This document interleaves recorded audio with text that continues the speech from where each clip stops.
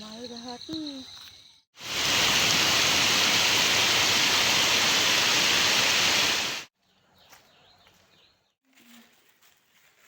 මේ ටිකක් ගන්න. ඉතින් යාළුවනේ කොහොමද ඔයාලට වැස්ස? ඉතින් අපිට තව ටිකකින් හොඳට වහි කියලා හිතෙනවා. ඉතින් ඒක නිසා මම රෙදි හැම ඔක්කොම හොදලා වේලෙන්න දාගත්තා. මොකද අපේ අම්මලා නංගිලායි ගෙදර ගියා.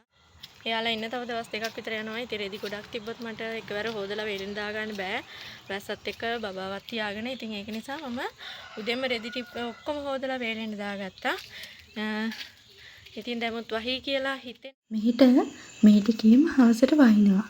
ඉතින් මේ එහෙම වැහැපු දවසේ පහවදා උදේ මේ බලන්නකෝ. ඉතින් මේ ලස්සනට තිබ්බ අපේ මල් ගහ කොච්චරක් දුරට යට වෙලාද කියලා. ඉතින් මේ පාරයි අපේ මිදුලයි එක සමාන වෙන්න වැලි බේරිලා ඇවිල්ලා. ඉතින් මේ හරිය චූටි ගැප් එකක් තිබුණා. දැන් ඒකත් නෑ. මේ මල් ගහත් යට වෙන්න තරම් හොඳටම වැලි පිරීලා මිදුලේ. ඉතින් ඒ තරමටම මේ හරිය ලොකු වතුර පාරක් ආවා. ඉතින් මේ බලන්නකෝ මේ මිදුල පුරාම වැලි පිරීලා. ඉතින් මේ බලන්නකෝ මෙතන තිබුණ කරපිංච පැලේ දෙළුම් පැලේ හොඳටම යට වෙලා. ඉතින් මේකට හේතුව වෙනදා මේ වතුර පාරේ යන්නේ මිදුල මැදින්ලු. දැන් තමයි ඒක මේ පැත්තට හැරවිලා මෙහින් ඇවිත් තියෙන්නේ. ඉතින් ඒක තමයි මෙච්චර වැලි මේ හරිය පිරෙන්න හේතුව. ඉතින් බලන්නකෝ අපේ පැංචත් ඇවිල්ලා උදෙන්ම සිරි නරඹන්න. ඉතින් මෙන්න මේ විදිහට තමයි කලින් දවසේ ලොකුම ලොකු වතුර පාරක් මේ මිදුලෙන් ගලාගෙන ගියේ. ඉතින් මේ වැස්ස ගොඩක් වෙලා තිබුණේ නෑ. පැයක් විතර වැහැලා නතර වුණා. ඉතින් ඒක නිසා හොඳයි.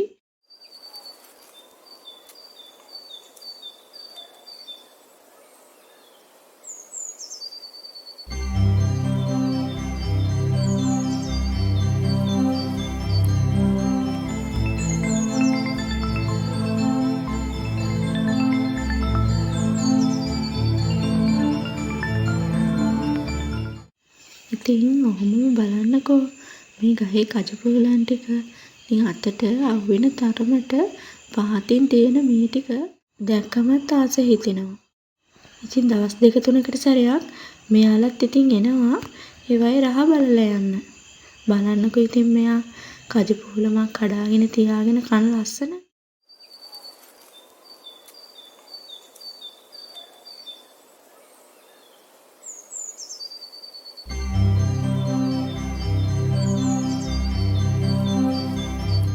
ඉතින් මමත් දෙක තුනක් කැඩුවා බිම තියෙන ටිකකුත් අහුලගෙන මාළුවක් උයන්න කියලා.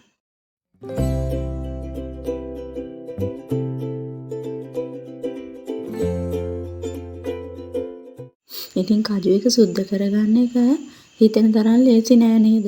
ඇයි දන්නවද? කජු කිරි අතේ ගෑවෙන්නේ නැතුව කපන්න ඉතින් හරි අමාරුයිනේ. මං ග්‍රොසරි බෑග් එකක් දාගෙන කොහොම හරි කපා ගත්තා. දැන් ඉතින් අමාරුවෙන් කපාගත්ත ටික රසමරස මාළුවක් විදියට හදලා ගන්න ඇතිලියකට මේ ටික දාලා පොල් කිරිත් දාලා ලුණු සුදු ලුණුත් ඒකටම දැම්මමම ඊට පස්සේ මිරිස් කුඩු ටිකකුයි තුන පහ කුඩු ටිකකුයි කහ කුඩුයි ලුණුයි දාලා මම ලිපේ තියාගත්තා. දැන් මාළුව හරි රසට තිබුණා. ඉතින් ඔයාලත් හදලා තියෙනවද කියලා කියන්න. දැන් ඊට පස්සේ මම හදන්නේ අපි ඔලුවට ගන්න තෙල් එකක් රත් කරගන්න එක.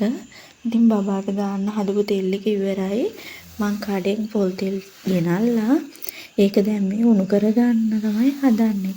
ඉතින් මුට්ටියකට ඒ තෙල් ටික දාලා උළුහාල් චුට්ටකුත් එකතු කරගන්නවා.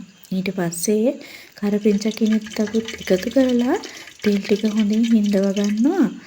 ඉතින් මේකට අරුද්ද කොළ මන් දැම්මා කලින් තෙල් එකට.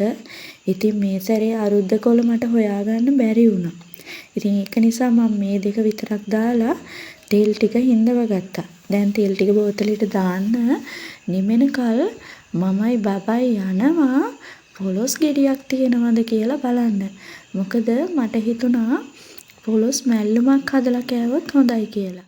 මම කොහොමත් පොලොස් ඇඹුලට වඩා පොලොස් මැල්ලුමක් හදලා කන්න තමයි ආස. ඉතින් අපේ බබා හරි ආසයි කොස් පොලොස් එහෙම කපනවා බලාගෙන ඉන්න. ඉතින් එයා හරිම ආසයි මේ පොලොස් ගෙඩියක් කඩන්න යන්න. ඒ වගේ දේවල් වලට ඉතින් මම එයාව වඩාගෙනම ගියා. හැබැයි තනි අතින් පොලොස් ගෙඩිය කඩන එක මට ඒ තරම් ලේසි වුණේ නැහැ.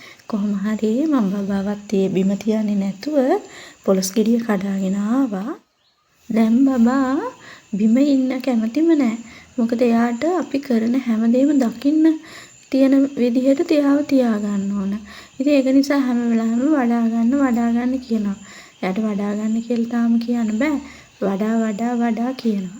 ඉතින් මම පොලොස් ගෙඩිය ගෙනල්ලා ඒක මල්ලුම් හදන විදියට කපලා දුන්නා අම්මට මැල්ලුම හදන්න කියලා. ඊට පස්සේ මම තව වැඩක් කරන්න යන්නේ. ඉතින් මම බ්ලෙන්ඩර් ජායකට දාගන්නවා මේ වගේ කහකුඩු ටිකකුයි යෝගට් එකකුයි ලුණුයි.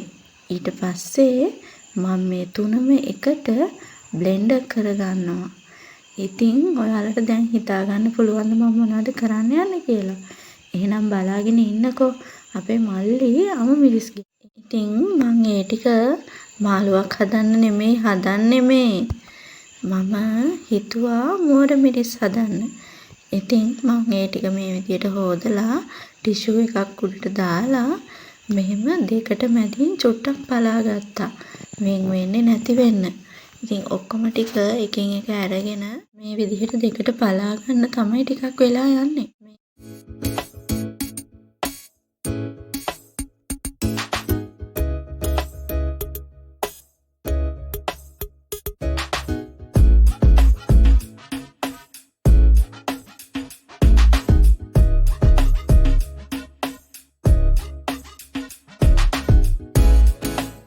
මම මේ ටික මේ විදිහට බාස්කට් එකකට දාගන්නවා. ඉතින් බාස්කට් එකක් නැත්තම් බෝතලයකට දාගන්න පුළුවන්. ඉතින් මගේ ළඟ බෝතලයක් තිබ්බේ නැහැ. ඒක නිසා මම මේ බාස්කට් එකට දාලා අර හදාගත්ත මිශ්‍රණයත් මේකට දාලා මේක හොඳට මිශ්‍ර කරන්න ඕන. මිශ්‍ර කරන්න ඕන කියන්නේ හොඳටම හොලවන්න ඕන. ඉතින් එහෙම හොලවලා මේක දවසක් එහෙමම තියන්න ඕන. ඊට පස්සේ තමයි අපි මේක අවුවෙන් වේලෙන්න තියන්නේ. ඉතින් දවසක්ම මේක නිකම්ම තියන්නේ නැතුව දකින වෙලාවට පොඩ්ඩක් මිශ්‍ර කර මන් තිබ්බා. මම එහෙම කරන්නේ පළවෙනි වතාවට. එහෙම නැත්තම් ලුණු වල පෙඟෙන්න තියලා බැදලා අරගෙන තමයි කන්නේ. ඉතින් මේ සැරේ මිරිස් ගොඩක් තිබුණා. ඉතින් අවුව නිසා ඒක ඉක්මනට දෙන්නත් ගත්තා. ඉතින් ඒක නිසා තමයි මම මේ මෝර මිරිස් හදමු කියලා හිතුවේ. ඉතින් දැන් මේක අවුව තියෙන තැනක් බලලා තියලා වේල ගන්න තමයි ඕන. කොහොම හරි ඉතින් අන්න දාපු දවසේ ඉඳලා දෙන්නේ කියලා වැස්ස. ඉතින් කොහොම හරි අවුව තියලා වේල ගන්න බලමු උදේට විතර.